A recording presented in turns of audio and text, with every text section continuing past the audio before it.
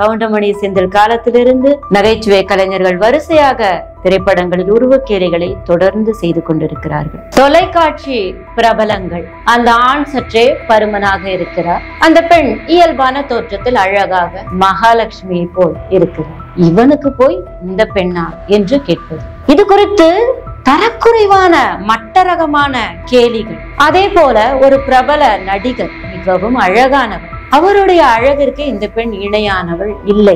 திரைப்படங்களில் சகஜமாக்கப்படும் உருவ கேலிகள். நாங்க என்னப்பா சந்தோஷமா இருக்கிறதுக்காக ஏதோ காமெடி ரீல்ஸ பாத்துட்டு இருக்கோம், சந்தோஷமா இருக்கும், அது கூட உனக்கு பொறுக்கலையா, இது ஒரு விளையாட்டான விஷயம் அப்படின்னு சொல்றீங்களா? விளையாட்டல்ல, விபரீதம். உருவக்கேலிகள் சகஜமாக்கப்படுவது இயல்பு அல்ல. இது குறித்து இன்னைக்கு விரிவா பேசுவோம்.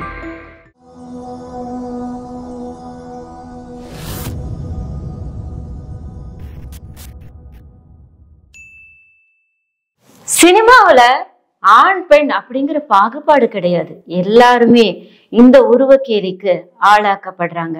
நகைச்சுவை அப்படிங்கிற பேர்ல ஒருத்தர் பருமனா இருந்தா 2 ஆளை கூப்பிட்டா ஊரே வருது அப்படின்னு சொல்றாங்க.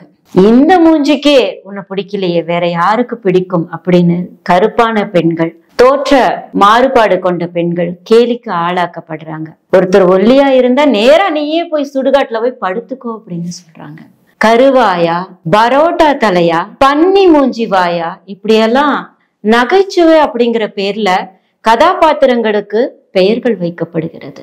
நாமும் இதை கைதட்டி ரசிக்கிறோம், நகைச்சுவை என்கிற பேரில். உங்களுடைய மகிழ்ச்சி என்பது அடுத்தவரை தாழ்த்துவதாக இருக்கிறது என்பதை கூட இந்த திரைக்காட்சிகளை வடிவமைக்கக்கூடிய திரைக்கலைஞர்கள், இயக்குனர்கள், தயாரிப்பாளர்கள், அந்த திரைப்படத்தில் பங்கு பெறக்கூடிய எந்த ஒரு நபருக்குமே இது ஒரு தவறான விடயமாக தோன்றவில்லையா? அந்த காலத்திலிருந்து, கவுண்டமணி செந்தில் காலத்திலிருந்து நகைச்சுவை கலைஞர்கள் வரிசையாக திரைப்படங்களில் உருவக்கேலிகளை தொடர்ந்து செய்து கொண்டிருக்கிறார்கள். சுற்றியும் பார்த்தோம் என்றால் நம்ம எல்லாருமே ரோஜா பூ வாயோடவா இருக்கும், கோவை பழம் போன்ற நிறத்தோட வாய் இருக்கும். ஒவ்வொருவருக்கும் உருவ அமைப்பு என்பது இயற்கையில் பெற்றோரால் வருகிறது. ஒரு சுயம், ஒரு அடையாளம் என்று கருதப்படக்கூடிய அந்த உருவத்தை வைத்து நகைச்சுவை என்று நாம் சொல்கிறோம். இது தவறானது என்று தெரிந்தும் தொடர்ந்து இது போன்ற செயல்கள் செய்து கொண்டிருக்கப்படுகின்றது. நம்முடைய திராவிட அழகிகள் என்று சொல்லக்கூடிய நம்ம தமிழ்நாட்டு பெண்கள், தென்னகத்து பெண்கள் எல்லாம் மாநிறமாக, கருப்பு நிறமாக இருக்கிறார்கள். இயல்பே அழகு என்ற நிலையை மாற்றி அமைத்து ஒரு கட்டமைப்பு உருவாக்கப்படுகிறது. வெள்ளை நிறம் இருப்பதுதான் அழகு, அதுவும் பெண்கள் மேல் அதிகமாக சுமத்தப்படுகிறது. இதிலிருந்து ஆண்களும் தப்ப முடிவதில்லை. தொப்பை, சொட்டை, கருப்பு நிறம், கண்கள் சிறியது, கால்கள் கருப்பு நிறமாக இருக்கின்றன. இப்படி வெவ்வேறு விதமாக நுணுக்கமாக ஒவ்வொரு அங்கத்தையும் குறிப்பிட்டு கேலி செய்யப்படுகிறது. நகைச்சுவை என்ற பெயரில் இந்த காட்சிகள் பரவலாக வைரலாக்கப்படுகின்றன. கைத்தட்டி நாம் ரசித்துக் கொண்டே இருக்கிறோம். இதற்கு பின்னால் இருக்கக்கூடிய உளவியல் என்ன என்றால், உளவியல் ஆராய்ச்சி ஒன்று கூறுகிறது, இப்படி உருவக்கேலிகள் செய்பவர்கள் அவர்கள் சிறுவயதில் எங்கேனும் அதே போன்ற உருவக்கேலியை எதிர்கொண்டிருப்பார்கள். அவர்களை பழிவாங்க முடியவில்லை, அந்த காயம் அவர்களுக்குள் அப்படியே இருக்கிறது. மேலும் தனக்கு இது நேர்ந்து விட்டதால் இது இயல்பான ஒன்று என்ற ஒரு பதிவு ஏற்பட்டு தனக்கு ஏற்பட்டதை அவர் அடுத்தவருக்கு கொடுக்கிறார், இது தவறு என்று தெரியாமல். இன்னொன்று, தான் ஊடகம் வழியாக, திரைப்படம் வழியாக தொடர்ந்து பார்த்த இந்த காட்சிகள் மூலமாக நகைச்சுவை என்பது அடுத்தவருடைய உருவத்தை தாழ்த்துவதுதான் என்று அவர் நம்பிக்கொண்டிருக்கிறார். இன்னொன்று, இவரை கேலி செய்தால் எதிர்த்து கேள்வி கேட்க யாரும் இல்லை. அப்படியான நபர்களை தேர்ந்தெடுத்து குறிவைத்து இப்படியான உருவக்கேலி நகைச்சுவைகள் வைக்கப்படுகின்றன. திருமணம் என்ற ஒரு அமைப்பை நோக்கி நகரும் பொழுது அதற்கான தகுதியாக அழகுதான் பார்க்கப்படும். உன்னை இந்த பொண்ணே ரிஜெக்ட் பண்ணிடுச்சே, இந்த பொண்ணுக்கே உன்னை பிடிக்கலையே என்பதான நகைச்சுவைகள் நமக்கு சொல்வது என்ன? இது போன்ற நகைச்சுவைகள் இன்னும் நம் சமூகம் அறிவை நோக்கி, சிந்தனையை நோக்கி, செயல்திறனை நோக்கி, ஆக்கபூர்வமான முற்போக்கான எண்ணங்களை நோக்கி நகராமல் பின்னோக்கி உருவம் சார்ந்து, அமைப்பு சார்ந்து, அழகு சார்ந்து, புறத்தோற்றம் சார்ந்து இயங்கிக் கொண்டிருக்கிறோம் என்பதைத்தான் காட்டுகிறது. ரசிக்கக்கூடிய நாம் ஒவ்வொருவரும் இது போன்ற உருவக்கேலிக்கு ஏதோ ஒரு விதத்தில் நாம் பங்களித்துக் கொண்டே இருக்கிறோம். இந்த நிலை மாற வேண்டும், சிந்திக்க வேண்டும். இது போன்ற நகைச்சுவையை நாம் ஆதரிக்க கூடாது. எளிமை என்ற பெயரில், பொழுதுபோக்கு என்ற பெயரில் அடுத்தவரை தாழ்த்துவது கூடாது. அப்படியான உருவக்கேலிக்கு ஆளாக்கப்படும் நபர்கள் மன ரீதியாக வெகுவாக பாதிக்கப்படுகிறார்கள். அப்போது உங்கள் முன்னால் அவர்கள் அந்த நகைச்சுவையை ரசிப்பது போல், சிரிப்பது போல் காட்டிக்கொள்ளக்கூடும். ஏனென்றால் எதிர்க்க திராணி இல்லாதவர்களாக இருப்பார்கள். இது போன்ற உருவக்கேலிக்கு பழகி பழகி அவர்களுக்கு வலி பழகிய நெஞ்சம் வலியிலிருந்து மீளக்கூட தெரியாத ஒரு நிலையில் இருக்கும்.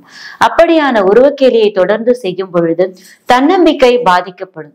தன்னுடைய உருவத்தை மேம்படுத்திக் கொள்ள வேண்டும், தான் அழகாக வேண்டும் என்று புறம் சார்ந்த கவனம் அவருக்கு அதிகமாகும். இல்லை என்றால் சற்றே திரும்பி பார்த்தோம் என்றால் செய்தித்தாள்களிலும் ஊடகங்களிலும் உருவக்கேலிக்கு ஆளாகி தற்கொலை செய்து கொண்ட சம்பவங்கள் கூட உண்டு என்றால் மிக இல்லை. நம்முடைய மகிழ்ச்சி என்பது அடுத்தவரை தாழ்த்துவதாக நிச்சயம் இருக்கக்கூடாது. தன்னம்பிக்கையை குறைக்கக்கூடிய, செயல்திறனை மட்டுப்படுத்தக்கூடிய இப்படியான உருவக்கேலிகளை நிச்சயமாக திரைப்படங்களும் ஊடகங்களும் தயாரிக்கும் முன் சற்றே யோசிக்க வேண்டும். கண்ணாடியின் முன் நின்று நாம் அனைவரும் 100% வெள்ளுடை தேவதைகளாகவும் தேவர்களாகவும் அழகில் சிறந்தவர்களாகவும் இருக்கிறோமா, அல்லது அப்படி இருக்க வேண்டிய அவசியம் இருக்கிறதா என்று ஒரு நொடி யோசித்துவிட்டு இப்படியான உருவக்கேலிகளை ஆதரிப்பதா வேண்டாமா முடிவு செய்வோம். தொலைக்காட்சி பிரபலங்கள், ஒரு ஆண் ஒரு பெண். அந்த ஆண் சற்றே பருமனாக இருக்கிறார், அந்த பெண் இயல்பான தோற்றத்தில் அழகாக மகாலட்சுமியை போல் இருக்கிறார். இப்படியான இந்த தம்பதியை காணும் பொழுது இவனுக்கு போய் இந்த பெண்ணா என்று கேட்பது. அவர்களுடைய திருமண பந்தம் உங்களை என்ன செய்கிறது? அது அவர்களுடைய தனிப்பட்ட விருப்பம். அவர் அந்த உருவத்தில் இருப்பதை ஏற்றுத்தான் அந்த பெண் திருமணம் செய்து கொண்டிருக்கிறார். இது குறித்து தரக்குறைவான மட்டரகமான கேலிகள் சமூக ஊடகங்களில் பரவலாக வைக்கப்படுகின்றன. நாம் அனைவரும் அதை ஸ்க்ரோல் செய்து ரசித்துக் கொண்டு சிரிக்கக்கூடிய இமோஜியை போட்டுக்கொண்டு நாமும் அதை கடந்து செல்கிறோம். லைக் பட்டனை அழுத்தி கொண்டேதான் சென்று கொண்டிருக்கிறோம்.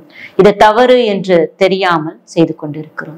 அவர்கள் மனம் ஒத்து திருமணம் செய்து கொண்டிருக்கிறார்கள். அதற்கு பின் இருக்கக்கூடிய காரணத்தை நீங்கள் ஏன் ஆராய்ச்சி செய்கிறீர்கள்? பணத்திற்காக அந்த பெண் திருமணம் செய்து கொண்டிருப்பார், அதற்காகத்தான் இப்படி உடல் பருமனான ஒரு ஆணை திருமணம் செய்து கொண்டிருக்கிறார் என்று தரக்குறைவான கேலியான விமர்சனங்கள் அந்த பெண்ணின் மீதும் வைக்கப்படுகின்றன.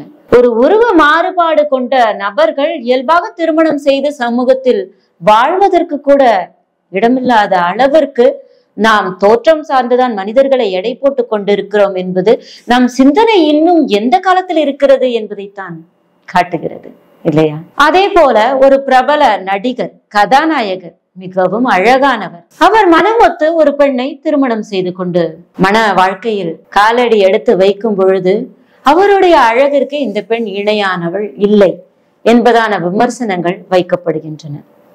தோற்றம் சார்ந்த அளவீடுகளை தொடர்ந்து மனிதர்கள் பெண்கள் மீதும் ஆண்கள் மீதும் தம்பதிகள் மீதும் பிரபலங்கள் மீதும் செலுத்தி கொண்டே இருக்கிறார்கள். அந்த பெண் எத்தனையோ திறமைகளை கொண்டிருக்கக்கூடிய பெண்ணாக இருப்பாள். அவளின் திறமையையோ ஆளுமையையோ நாம் பார்ப்பதில்லை. அழகு சார்ந்து எடை போட்டு கொண்டே இருக்கிறோம். இது எவ்வளவு தவறான செயல். கல்வியின் முக்கியத்துவம் குறித்து எவ்வளவோ பேசுகிறோம். கல்வி கண் என்று சொல்கிறோம், அகக்கண் அக ஒளி என்று சொல்கிறோம். இந்த உலகத்தை மாற்றக்கூடிய மாபெரும் சக்தி கல்விதான் என்று பேரறிஞர்களும் தத்துவ விஞ்ஞானிகளும் சொல்கிறார்கள். நாமும் அதை ஆமோதித்துக் கொண்டிருக்கிறோம். பிள்ளைகளை பெரிய பெரிய பள்ளிகளில் சேர்த்து படிக்க வைக்கிறோம். நமது குழந்தை முதல் மாணவியாக வந்து விடாதா என்று ஏக்கம் கொள்கிறோம். ஆனால் அப்படி ஒரு மாணவி மாநிலத்தில் தப்பி தவறி முதல் மாணவியாக வந்துவிட்டார். எவ்வளவு உழைப்பை கொடுத்து அந்த பெண் மாநிலத்தில் முதல் மாணவியாக வந்திருப்பார். அதற்கு அவர் என்னவெல்லாம் பழக்கங்களை கொண்டிருந்தார், எப்படி தன்னை தயார் செய்து கொண்டார்? இது குறித்து ஆராய்ச்சி செய்ய வேண்டிய இந்த சமூகம் சில ஹார்மோன் மாறுபாடுகள் காரணமாக அந்த பெண்ணின் முகத்தில் லேசான மீசை போன்ற தோற்றம் இருந்தால் அது குறித்து அதனை ஜூம் செய்து விமர்சனம் செய்கிறார்கள். அந்த பெண்ணை அது எவ்வளவு மன உளைச்சலுக்கு ஆளாக்கும் என்பது குறித்த ஒரு விழிப்புணர்வு இல்லை. உங்கள் வீட்டில் ஒரு பெண் மாநிலத்தில் முதலாவதாக வரும்பொழுது அதனை கொண்டாடாமல் அவளுடைய உருவத்தை குறித்து தான் கேலி செய்வீர்களா? நான் ஏன் மாநிலத்தில் முதலாவதாக வந்தேன் என்று வருத்தப்படுகிறேன் என்று அந்த பெண் வேதனையோடு கூறும் அளவிற்கு அவள் உருவ கேலி செய்யப்பட்டாள். இப்படியான சம்பவங்கள் தொடர்ந்து நடந்து கொண்டே இருக்கின்றன. பக்கத்து வீட்டு, தெருவில், மாநிலம் தாண்டி உலகெங்கும் அழகு மட்டுமே பார்க்கப்பட வேண்டும், அழகு மட்டுமே ஆராதிக்கப்பட வேண்டும் என்று அழகு குறித்த ஒரு யாரோ கொடுத்த அளவீடுகளை வைத்துக் கொண்டு சந்திக்கக்கூடிய நபர்கள், சாதித்த பெண்கள் அனைவரையுமே உருவக்கேலிக்கு இந்த சமூகமும் திரைப்படங்களும் ஊடகங்களும் நாமும் சேர்ந்து செய்து கொண்டே இருக்கிறோம். ஒரு நகைச்சுவை கலைஞர் ஒரு தொழிற்சாலைக்கு, அலுவலகத்திற்கு ஆட்களை எடுக்கிறார். இது மிகவும் பிரபலமான ஒரு நகைச்சுவை காட்சி. நானும் இதை பார்த்து சிறுவயதில் சிரித்து கொண்டுதான் இருந்தேன். ஒரு பெண்ணாக வளர்ந்து என்னுடைய சுய சிந்தனை வளர்வதற்கு முன்பு, நீ ரிஜெக்டட், நீ செலக்டட், 16 அந்த வயசை தொற்றாத, நீ ரிஜெக்டட், நீ செலக்டட். உருவம் சார்ந்து, அழகு சார்ந்து பெண்களை வேலைக்கு எடுப்பது இதுதானே பதியப்படுகிறது. திரைப்படங்கள் மூலமாக இது போன்ற செய்திதானே நமக்கு பதியப்படுகிறது. வயதில் முதிர்ந்த ஒரு பெண்மணி தன் குடும்பத்திற்காக உழைத்து கொண்டிருக்கிறார். 40 வயது, 50 வயது, 60 வயது பெண்மணி ஆலைக்கு வேலைக்கு வருகிறார். அவரின் உழைப்பை நீங்கள் அங்கே கேலி செய்கிறீர்கள். அவர் வேலைக்கு வர வேண்டாம் என்று ஆணையிடுகிறீர்கள். அழகானவர்கள் தான் உழைக்கவும் வேண்டுமா? அழகு இல்லாதவர்கள் வீட்டிலேயே அமர்ந்து விட வேண்டுமா? அழகு என்பதை நீங்கள் எப்போது தீர்மானிக்கிறீர்கள்? ஒரு தாய்க்கு தன் குழந்தை எப்படி இருந்தாலும் அழகு. அவரவருக்கு அவரவருடைய இயல்பே அழகு. உள்ளம் சார்ந்த அன்பும் தெளிவான சிந்தனையுமே உண்மையான அழகு, அகத்தின் அழகு என்பதை பேச்சிலிருந்து நடைமுறைக்கு என்று நாம் கொண்டு வரப்போகிறோம். சிந்திப்போம். உருவக்கேலியை ஆதரிக்க வேண்டாம். உருவக்கேலி சார்ந்த காட்சிகளை ரசிப்பது நகைச்சுவை அல்ல என்பதை புரிந்து கொள்வோம். நன்றி.